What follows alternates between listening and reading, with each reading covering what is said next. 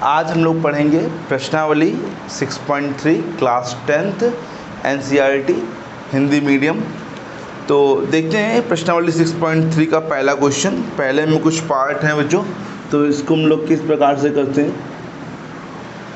लिखा है कि बताइए कि आकृति 6.34 में दिए गए त्रिभुजों के युग्म में से कौन कौन से युग्म समरूप हैं।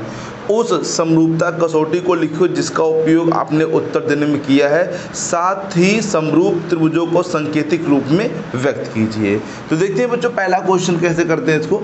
तो पहले क्वेश्चन में लिखा है क्या है कि इस प्रकार से हम लोग को ट्रायंगल बनाए, एक ABC और PQR, PQR। यहाँ 80 लिखा है बच्चों, यहाँ 60 लिखा है और यहाँ पे लिखा है 40 डिग्री। यहाँ पे भी 60, 80 और ये 40 डिग्री। तो ध्यान से देखिए बच्चों ये दो त्रिभुज समरूप हैं कि नहीं है। तो देखते हैं ध्यान से, यहाँ पर एंगल A जो है वो एंगल P के इक्वल है, एंगल B जो है एंगल Q के इक्वल है और एंगल C जो है वो एंगल R के इक्वल है।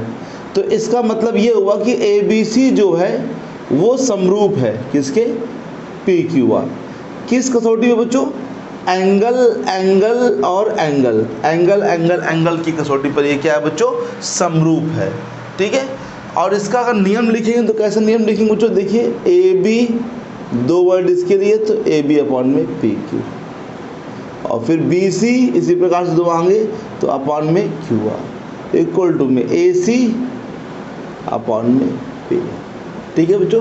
अगर तीनों एंगल इक्वल होते हैं तो क्या कहलाता है, वो समरूप। अगर दो एंगल भी इक्वल है तब भी समरूप कहलाएगा। लेकिन यहाँ पे तीनों एंगल गिवन हम लोग को दे रखे हैं 60 60 60 और यहाँ पे 60 है, 80 है, 40, तीनों एंगल के आपस में इक्वल है। तो ये क्या कहलाएगा, समरूप कहलाएगा। किस नियम से, एंगल एंगल एंगल से। ठीक है। ये कौन सी कसौटी हो गई वो लिखा मैंने, और फिर उसके नियम जो है वो मैंने लिखा कि भुजाएं को अनुपात समानुपाती होगा। ठीक है बच्चों। देखते हैं क्वेश्चन नंबर नेक्स्ट। इसी का सेकेंड पार्ट बच्चों कुछ इस टाइप से बना हुआ है।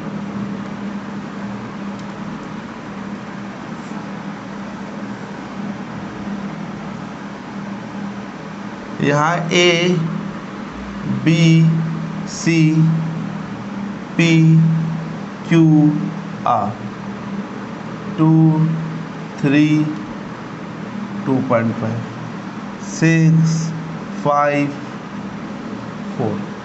ठीक है बच्चों। तो देखते हैं यहाँ पे अब हमें एंगल नहीं गिवन है, साइड्स गिवन है सभी। तो देखिए बच्चों इसको कैसे करेंगे। पहले ये बताइए यहाँ पे सबसे छोटी साइड कौन सी है बच्चों, 2 है कि नहीं। यहाँ पे AB अपॉन में, यहाँ पे सबसे छोटी साइड कौन सी है बच्चों बताइए, QR।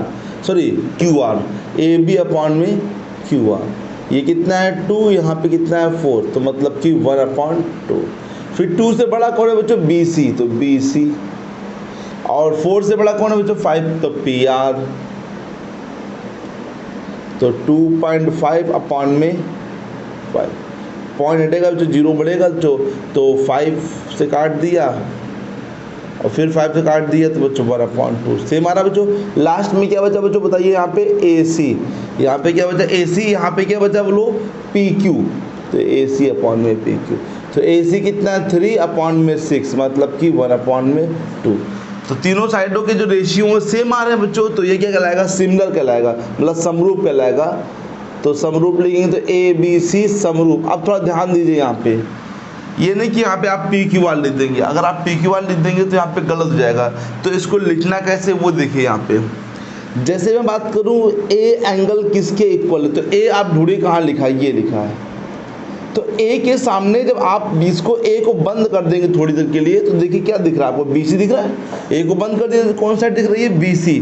तो BC जो एक्चुअली में वो PR के है, किसके है बच्चों, PR कहाँ है बच्चों, ये। तो PR को बंद कर दिया तो क्या दिख रहा है, Q।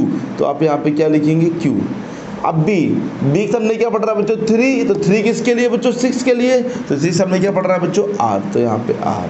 और C है तो बच्चों क्या बचा, यहाँ पे P बचेगा। ठीक है बच्चों।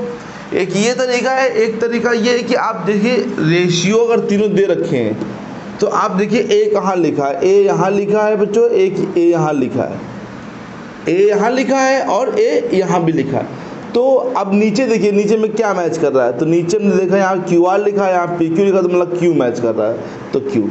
फिर मैंने देखा बी कहाँ लिखा, तो बी ये लिखा है, बी ये लिखा है, तो इन दोनों में क्या मैच कर रहा है बच्चों, आर, तो आर लिखा है बच्चों, तो बाकी जो बचा पी। ठीक है बच्चों, ये भी एक तरीका है मतलब लिखने का बच्चों, किस प्रकार से उसको लिख सकते हैं। कौन सी बच्चों कसौटी लगी यहाँ पे, एस एस एस, तो इसका मतलब जो एंगल ए है वो एंगल क्यू के इक्वल होगा, एंगल बी जो है वो एंगल आर के इक्वल होगा, और एंगल सी जो है वो एंगल पी के इक्वल होगा। ठीक है बच्चों, इसका नियम भी लिखना, जैसे कि यहाँ पे तीनों एंगल इक्वल थे तो मैंने साइडें लिखी थी, अब यहाँ पे तीनों साइडें इक्वल है तो मैंने तीनों एंगल्स लिखे हैं यहाँ पे। ओके बच्चों, तो अब देखते हैं क्वेश्चन नंबर 3 बच्चों, फर्स्ट का थर्ड नंबर सेम क्वेश्चन यहाँ पे भी है। सबसे पहले सबसे छोटी साइड कौन सी है बच्चों, यहाँ पे देखते हैं, तो सबसे छोटी साइड कौन सी है, एम पी अपॉन में, यहाँ पे सबसे छोटी साइड कौन सी है बच्चों, ये डी ई, तो एम पी कितना है 2 अपॉन में 4, मतलब कि 1 अपॉन में 2, और यहाँ पे 2 से बड़ी बच्चों कौन सी, एम एल अपॉन में क्या है बच्चों, ई एफ, ये 2.7 अपॉन में 5, पॉइंट हटेगा बच्चों, 0 बढ़ेगा, 27/50, ये देखिए 1/2 आ गए, 27/50 आ गए, तो बस यहीं पे, और ये भी निकाल लीजिए आप, एल पी अपॉन में डी एफ, ये कितना है 3 अपॉन में 6, तो 3 1 3, 3 2 6, तो देयरफॉर क्या लिखेंगे, एम पी अपॉन में डी ई डजेंट इक्वल नहीं है, मतलब बराबर नहीं है एम एल अपॉन में ई एफ के, तो इसलिए ये त्रिभुज समरूप नहीं है, समरूप नहीं है, ये त्रिभुज क्या कहलाएंगे, समरूप नहीं होंगे बच्चों। इसी में नेक्स्ट देख लेते हैं, इसी का बच्चों नेक्स्ट देखते हैं बच्चों, यहाँ पे 2 साइडें गिवन है और एक एंगल भी गिवन है, तो थोड़ा सा ध्यान समझिए इस चीज़ को। पहले तो ये देख लीजिए, जो साइडें गिवन है, जैसे ये और ये गिवन है, तो उनके बीच का एंगल भी गिवन होना चाहिए, गिवन है बच्चों, ठीक है, ये दोनों साइडें गिवन है, ये एंगल गिवन है।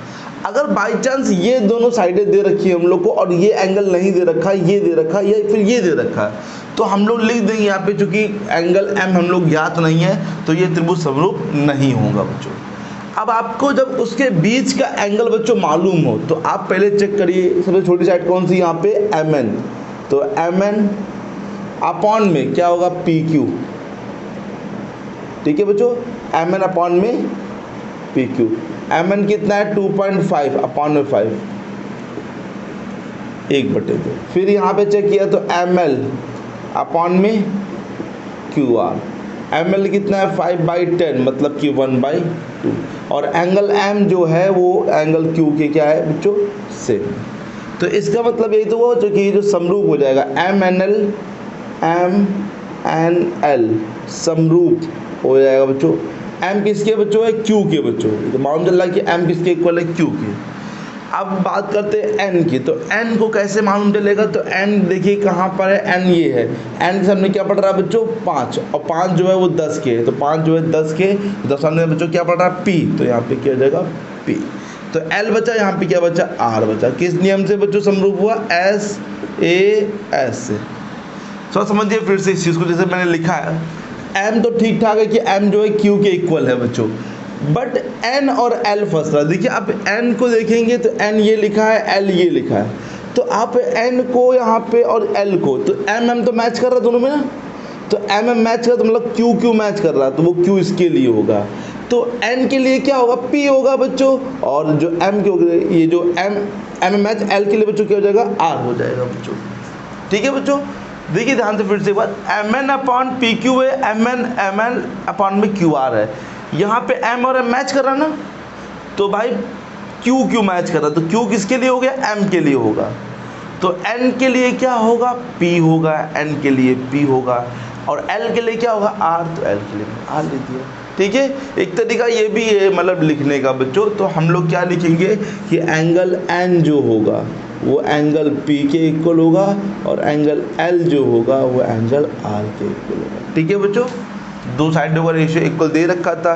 और भी चाहे लिख दे यहाँ पे रेशियो की MN अपॉन में QP, NL अपॉन में PR और ML अपॉन में QR। ठीक है बच्चों, ये मैंने लिख दिया बच्चों।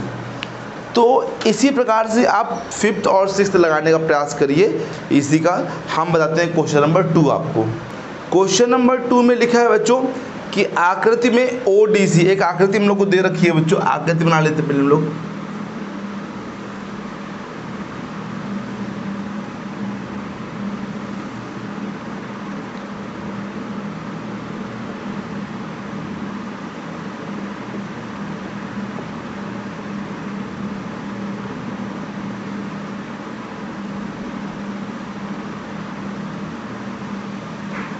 आकृति दे रखी है बच्चों, इसमें लिखा है कि ODC जो है वो समरूप है बच्चों किसके, OBA के, OBA के। और BOC हम लोग को दे रखा है 125 डिग्री। तो और CDO भी दे रखा है, CDO दे रखा है 70 डिग्री। तो हमें निकालना है 3 एंगल, DOC ये निकालना है, फिर DCO ये निकालना है बच्चों, और फिर OAB ये निकालना है बच्चों। तो ध्यान से देखिए, पहले हम निकालते हैं DOC।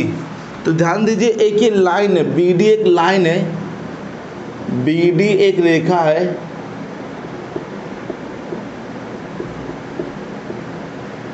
अगर BD एक रेखा है तो DOC और ये जो BOC, ये तो देख रहे हैं आप दोनों, इनका जो योग होगा वो कितना होगा, 180 अंश। रेखा पे बना हुआ कोण कितना होता है, 180। तो इसलिए BOC प्लस DOC बराबर 180। अच्छा, BOC आपको दे रखा कितना, 125 डिग्री, 125, और DOC आपको निकालना है। तो आप निकाल लीजिए DOC कितना हो जाएगा, 180 माइनस 125, मतलब 10 में 5 दिया 5, 7 में 2 गया 5, 55 डिग्री। ये आ गया पहला आंसर। अब DCO निकाल लेते हैं, ये वाला एंगल। तो ये निकालने के लिए बहुत ही सिंपल है बच्चों, त्रिभुज ODC में आ जाते हैं। त्रिभुज ODC में ये जो कोण है, मतलब इन तीनों कोणों का योग कितना होगा, 180। तो जो DCO कोण DCO होगा वो कैसे लिख लेगा, 180 में क्या कर देंगे, घटा देंगे किसको, 70 को और 55 को, 70 डिग्री को और 55 क्या कर देंगे बच्चों, माइनस कर देंगे। तो 180 में 170 जो घटेगा तो 110 और 55 यहाँ पे लिखेंगे तो और घटेगा तो बच्चों कितना बचेगा, 55 डिग्री। ठीक है बच्चों, बोलो। तो DCO भी आ गया। मतलब त्रिभुज के तीनों कोणों की ना तो 180 अंश होता है बच्चों, तो 180 में ये दोनों क्या कर देंगे बच्चों, हम लोग माइनस कर देंगे, 55 आ गया। अभी हम लोग को पूछ रहा है OAB। अच्छा, ये ध्यान दीजिए, हम लोग को समरूप दे रखा है, जो A होगा वो C के बराबर होगा। तो क्या लिखेंगे, चूंकि ODC समरूप है OBA के, तो इसलिए जो OAB होगा, OAB कोण OAB वो OCD के बच्चों क्या होगा बच्चों, बराबर होगा। OCD इसके A वाला जो होगा वो C के बच्चों बराबर। तो OAB कितना हो जाएगा बच्चों, बताइए। OCD कितना है, 55 है, तो बच्चों AB क्या हो जाएगा, 55। देखिए यही था बच्चों OCD, ये DCO में लिखा है मैंने, DCO लिखो चाहे OCD लिखो, बात दोनों ही सेम है बच्चों यहाँ पे। तो तीनों ही क्या होंगे बच्चों, 55 डिग्री के होंगे। तो देखते हैं बच्चों क्वेश्चन नंबर 3। क्वेश्चन नंबर 3 में लिखा है बच्चों, समलंब ABCD। समलंब बच्चों बना लेते हैं। समलंब कुछ इस टाइप से होता है बच्चों,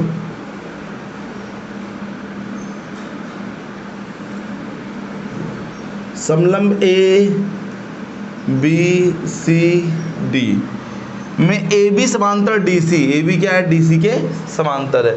के विकर्ण AC और BD के विकर्ण AC और BD परस्पर O पर प्रतिच्छेद करते हैं, O पर प्रतिच्छेद करते हैं, तो दो त्रिभुजों की समरूपता कसौटी का प्रयोग करते हुए दर्शाइए कि हमें सिद्ध करना है इस बार इसमें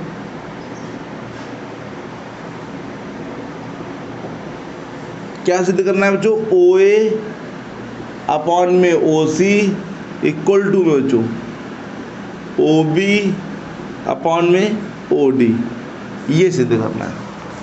तो थोड़ा ध्यान दीजिए बच्चों, OA upon OC equal to OB upon OD कैसे सिद्ध करेंगे, यहाँ पे उत्पत्ति करते हैं बच्चों। अच्छा OA देखिए आप कहाँ पे, OA यहाँ पर है, OC कहाँ पर है, ये, OB कहाँ पर, ये, तो OD कहाँ है, ये। तो त्रिभुज में हमारा क्या लेंगे, AOB और COD, दो त्रिभुज ले लेते हैं, त्रिभुज AOB तथा COD में। अब ये देखिए ध्यान से, ये वाला जो कोण होगा भाई इसके बराबर होगा, किस नियम से बच्चों, ये किस नियम से बच्चों बराबर होगा, अंतः एकांतर नियम से। तो क्या लिखेंगे बच्चों बताइए, इस कोण का नाम क्या है, OAB बराबर होगा OCD के, OCD के।